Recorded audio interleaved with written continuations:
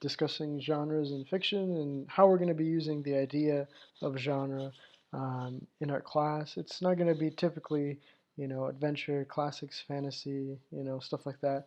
Um, but it is going to play a part in our considerations of popular literature and popular medias and how it is we're going to write towards some of those audiences.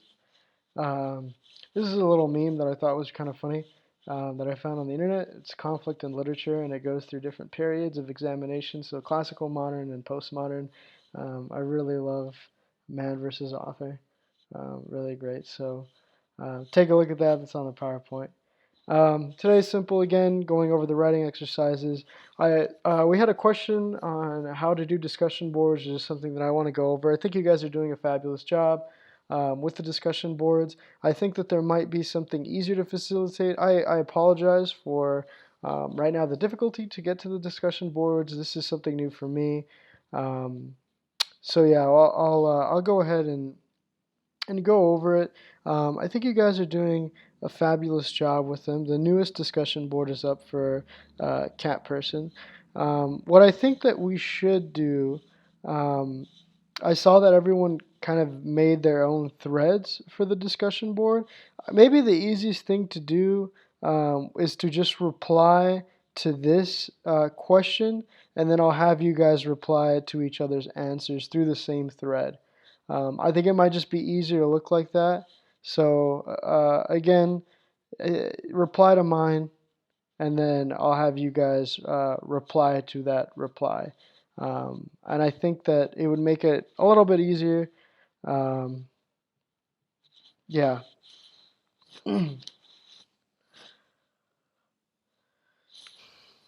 So if we look at the the writing exercise number one, um, I want you guys to get a sense of some of the characters that you're interested in writing about or writing towards.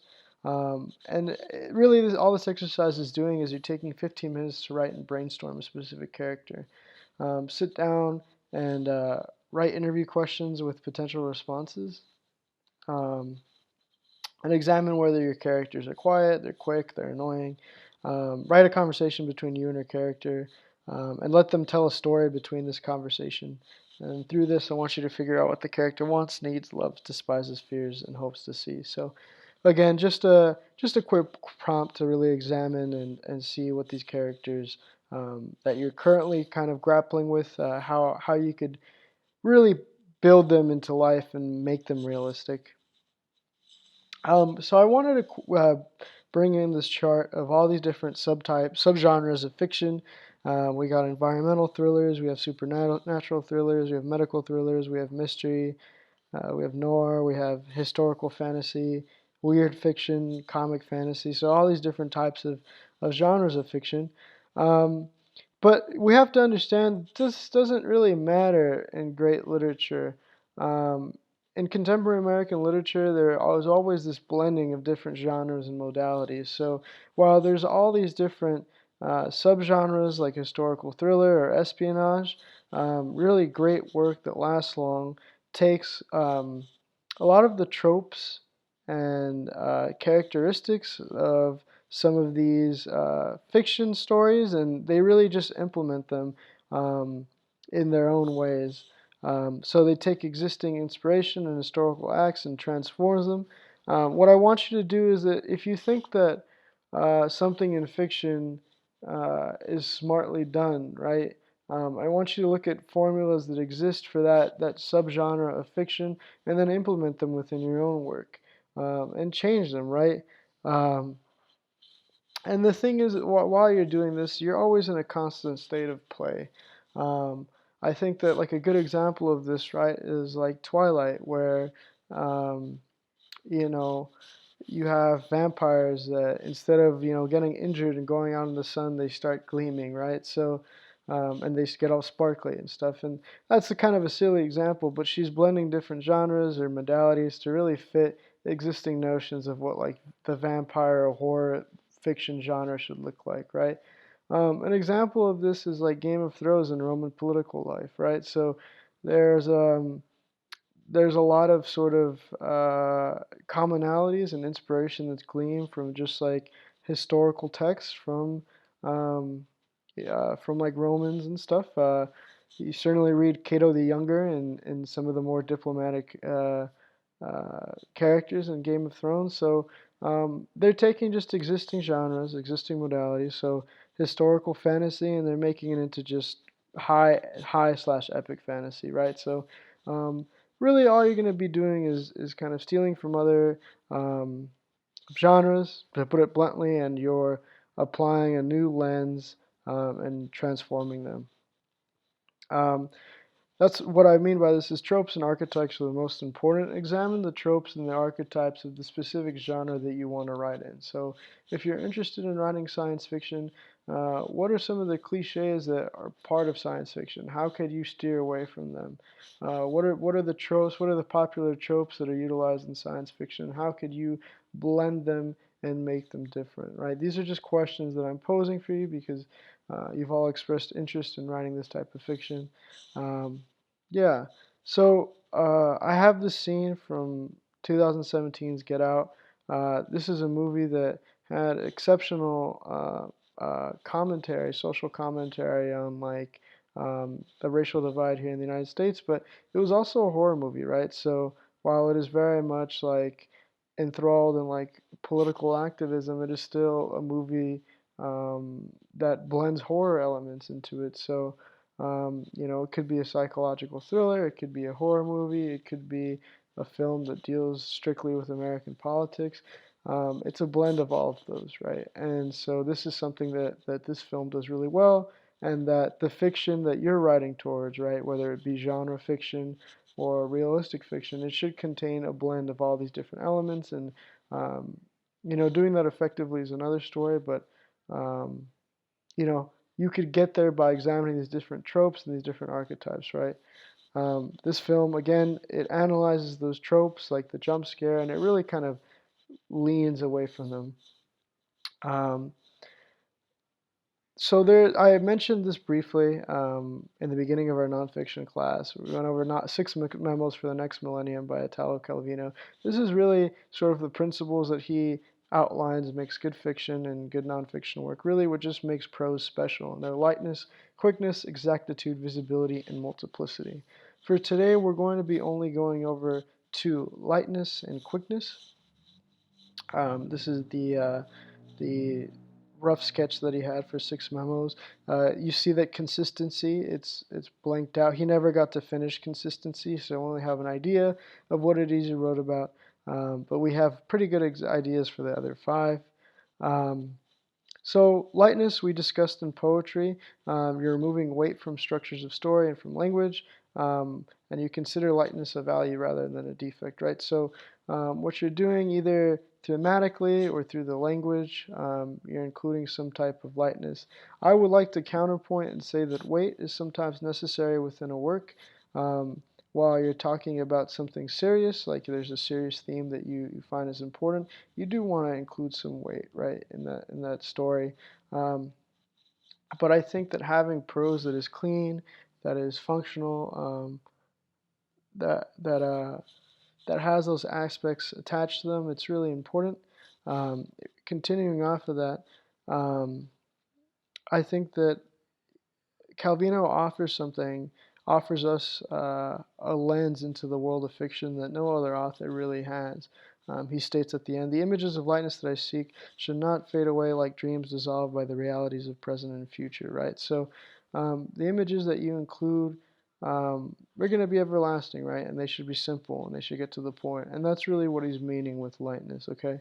Um, the lightness that you approach a specific story is going to look at the world from a different perspective. A lot of Calvino's work, while it is sort of surreal, um, it is always it is always grounded in something. Um, One of the stories that he wrote that I remember was about ants and how there was an ant infestation in this man's house. He was infested with Argentine ants, right? And the story itself, there's a type of lightness, right? An ant infestation isn't like the huge thing, but it slowly devolves into becoming an incredible problem, and it becomes a source of his psychological strife. So consider how you could approach these really small, sort of like non-consequential things, um, and like involve them, make them bigger in your story. Um, the three characteristics of a masterful application of lightness is to the highest degree of light, it is in motion, and it is effective information. So these are really what you should be able to do with your prose. The last two are the ones that I would want to say that are more easily identifiable when you include lightness in your prose, right? If you have a description of motion, like someone's jumping over a fence, that is an application of lightness. A vector of information is when you're writing prose and you're writing cleanly, you should be able to communicate an idea with facilidad, which is with ease, right? So you're doing all these things within your prose, and you should keep these three characteristics always in consideration. The other principle that Calvino is interested in is in quickness. And this really just has to do with like the operation carried out on a period of time involved. So um, there's always a passing of time that's involved in stories, and this should be sort of like cut down, right? Later on in this memo, he talks about fairy tales, right? And a child's pleasure in listening to fairy tales and stories is waiting for things he expects to be repeated. So situations, phrases, formulas. And poems and songs that rhyme help to create rhythm.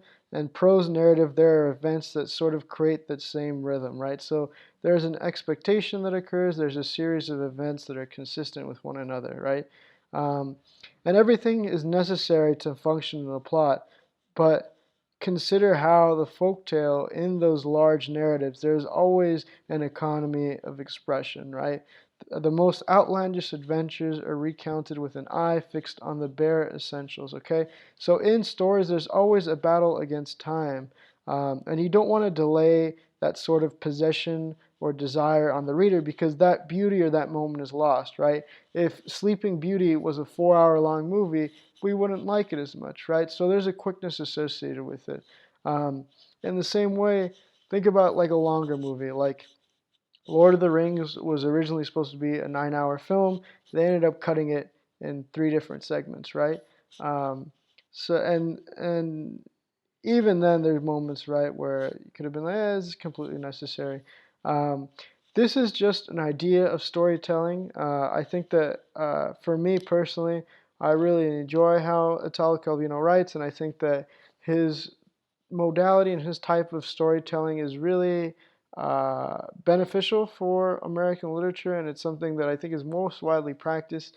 If you read French literature, like Guy de Maupassant, you'll see a lot of these techniques are being covered in his work.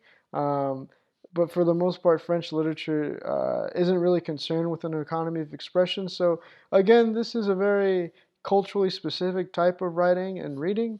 And if you guys have had experience with another form of cultural specificity and cultural type of writing, then that's okay to use, right? But this is sort of my methodology and the system that I think works well with um, with the world of letters and literature today.